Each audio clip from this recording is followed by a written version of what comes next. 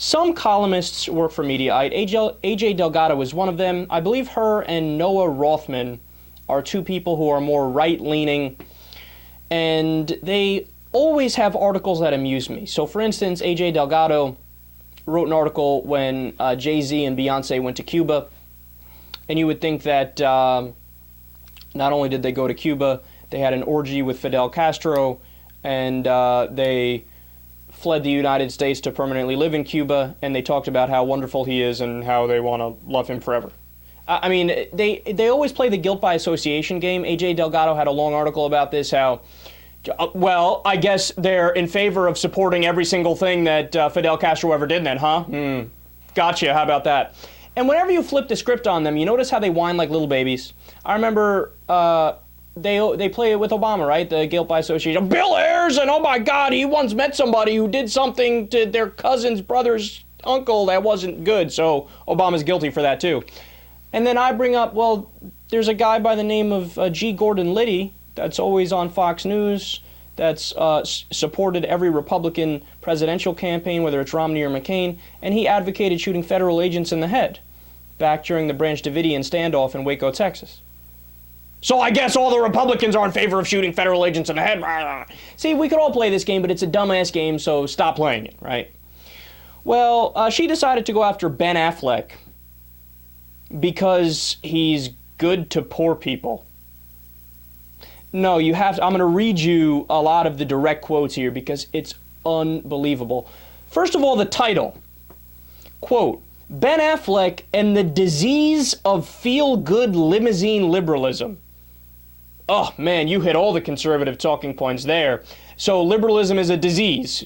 Genius, genius. And limousine liberals. Because, of course, liberals, we're all eating arugula and sitting around Starbucks on our laptops writing up a play.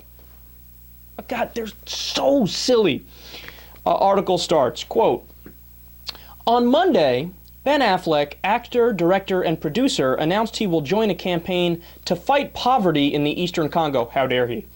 By living on less than $1.50 a day. One is unsure whether to laugh, cry, or scream. Let's stop there. Laugh, cry, or... what the fuck are you talking about? It's like they try to be outraged, right? It's like anything a liberal does, they'll sit there look at it and go, all right, I got to find something to be outraged about. What should I do? Laugh, cry, or scream? What the fuck is wrong with you? Continues. To be sure, Affleck's pledge of living on less than $1.50 a day will only be for the requisite 5 days. After all, let's not get crazy now. And naturally, he will still drive around one of his several luxurious cars and sleep in one of his luxurious homes, all during this 5-day poverty pledge. But you ask, why be so cynical, Delgado? At least he's doing his part to get awareness out there about his charity. It's the doing his part where I get stuck. Is Affleck truly doing his part? How? When? Did I miss it?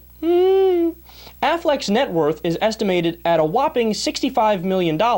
He and his wife, Jennifer Garner, have a combined net worth of $100 million. And yet here he is, shaking his tin can in our faces, urging us to live on $1.50 for 5 days to benefit the Eastern Congo. Now is where she shows a tweet from Ben Affleck that says 1.4 billion people live on less than $1.50 a day. I'm joining below the line on behalf of Eastern Congo. Will you join? And then he links it to an article that talks about it.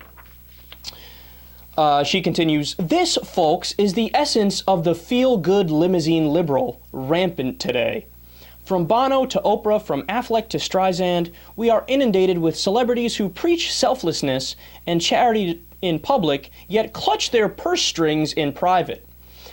But I understand, Ben. I know it feels euphoric to go home to your sprawling mansion and think that, with your $1.50 living for 5 days and a quick tweet about it, you've done your part. It's a ridiculously tiny act that helps you sleep at night on those 600 thread count pillows, knowing a child in Africa has no water. So now note the multiple ironies here. AJ Delgado considers herself to be a free market conservative, and she's bashing Affleck because he's rich. Not only is he rich, He's rich on his own merit. No government handout or corporate subsidy there. Furthermore, as I was reading it, I was thinking, wait, there's no way she doesn't know about what he's done, right? Is there?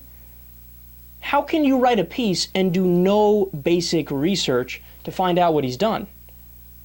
Not only is Affleck doing this largely symbolic thing where he lives for a week on $1.50. Look, I'll grant you it's symbolic. It's not the end of the world. Nobody wants to pat him on the back for that. I get it. Calm down.